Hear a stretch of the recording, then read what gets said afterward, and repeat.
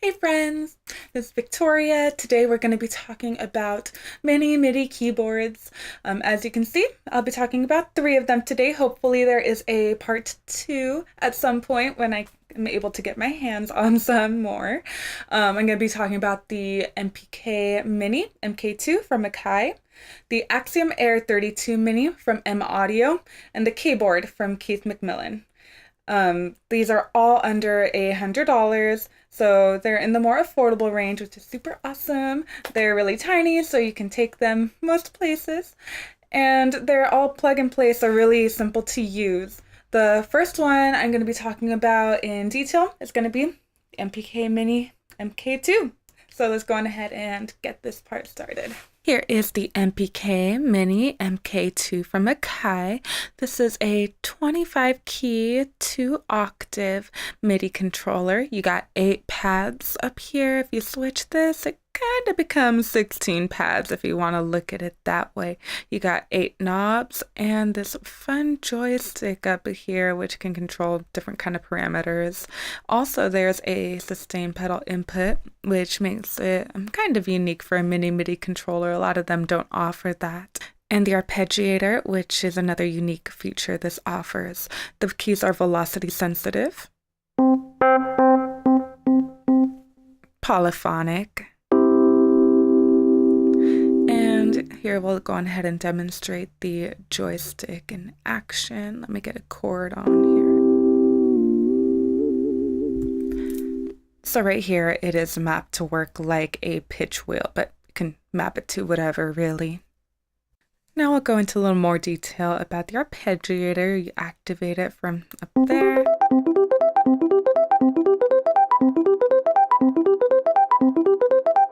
That same button will activate the key functions.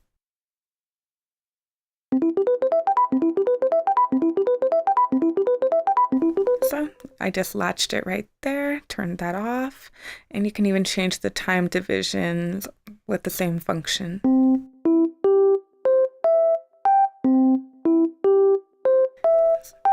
So just a really hands-on way to get an arpeggiator up and running. I think I had the swing on those two, so that's why they didn't sound perfectly on time. We're going to talk a little bit about the pads. Here's a quick demonstration.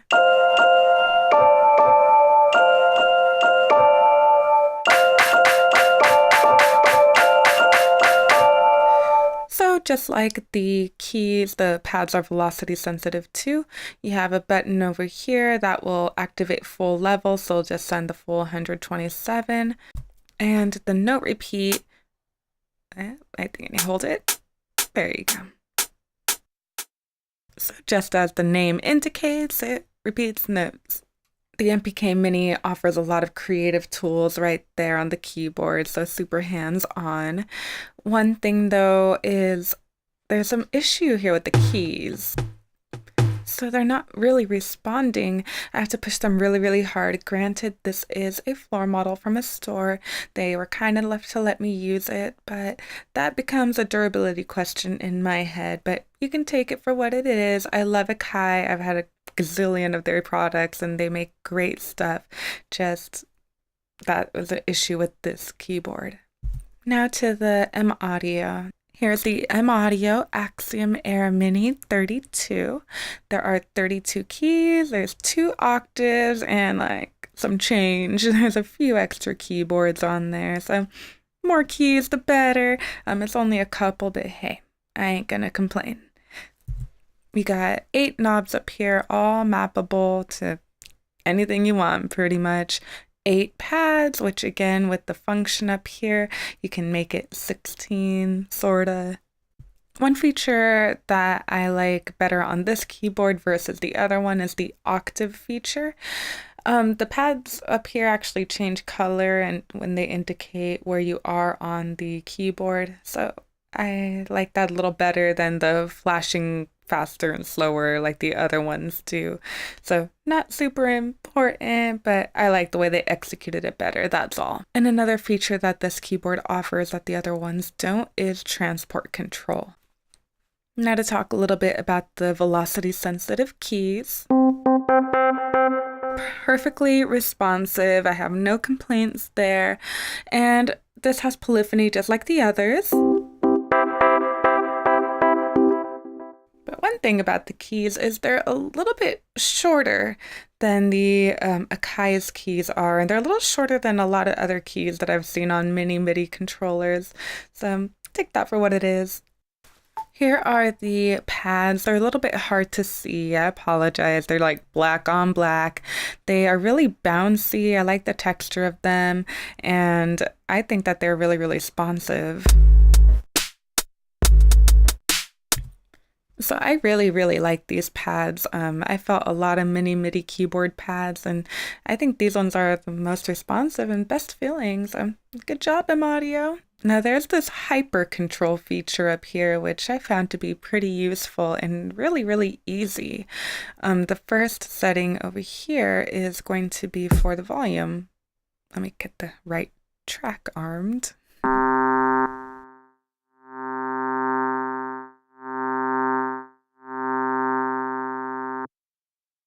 The next option is for panning.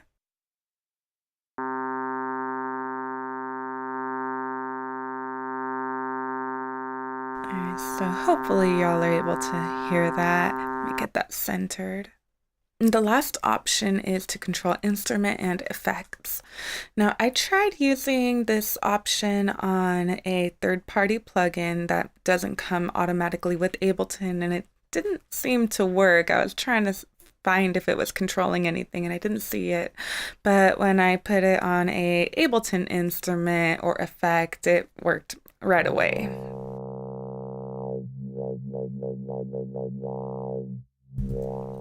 So as you can hear, I'm messing with the filter's frequency right there, and there's the resolution. So sorry about that little high-pitched beep.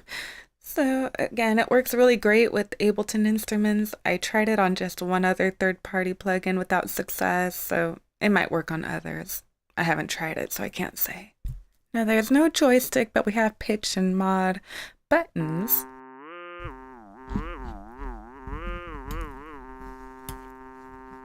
And we have a sustain button, which works very well. Overall, this little keyboard impressed me. I underestimated it, and I shouldn't have. If there was any complaint, I would say the little key functions on top of the keys are a little difficult to use. But aside from that, it's a good keyboard. Okay, friends, this is the Keith McMillen K-Board, a smart keyboard, and it's 25 keys like the other ones. Obviously, the keys are different than the other ones. They're more like pads in a keyboard format. The texture on the actual board itself is really velvety, feels good, and it's quite thin and quite durable. I mean, you can drop it and not have to be afraid that's gonna break, which is a rare sensation for gear. It's about the same width as my laptop, and it's just so small that it's like you can have a full bag and still manage to fit it in there last second. Now, on the website, they have shown videos of them running over this with a car. You can spill your drink on it. Like, you can abuse this keyboard and it can take it. The keyboard defaults to no velocity. You actually have to activate it with that button right here. I think that's a really nice feature. I don't like having my velocity on anyways. Now we'll talk about toggle.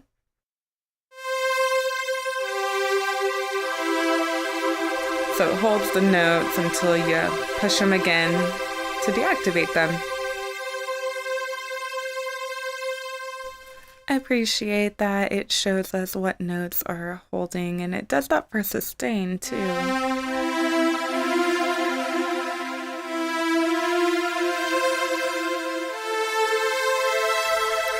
So a good visual aid. It has pitch bend right here.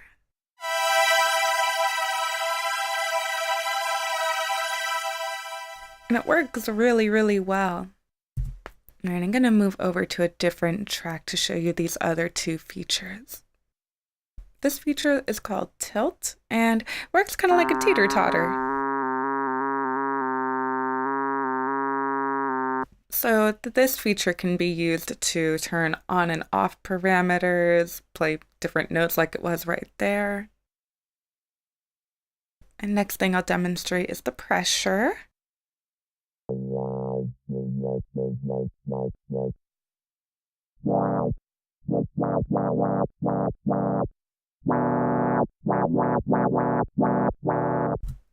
So I had that mapped to the frequency on the filter and operator. I think that this pressure is very similar to Aftertouch. Now, obviously, this keyboard is much different than the other two. There's no knobs on it because the keys can function as a knob, and it doesn't have pads because the keys are pads. I picked this keyboard for myself because it is so high tech, so functional, and so durable, and it's just unique. That's what I have for you guys today. I hope you enjoyed the video and I hope it was informative. And as always, I hope that I helped somebody make a decision if they were on the fence about any one of these keyboards. I have a lot of fun with Midi controllers. You can get your hands on them pretty easy. They're in a good price range. They're really tiny and you can just make music anywhere with them. It's a beautiful thing. And it's a great way to kind of get your feet wet in MIDI world if you don't want to drop like $350 on another controller. I'm again going to be trying to get my hands on a couple more MIDI controllers and doing maybe a part 2. And if you have any questions, comments, if you have any recommendations on gear that you want to see reviewed, go on ahead and leave me a comment. If you liked this, you can like or subscribe and share with friends who may be having questions about these keyboards. And I think that's all I have for you. Thanks for watching. Bye.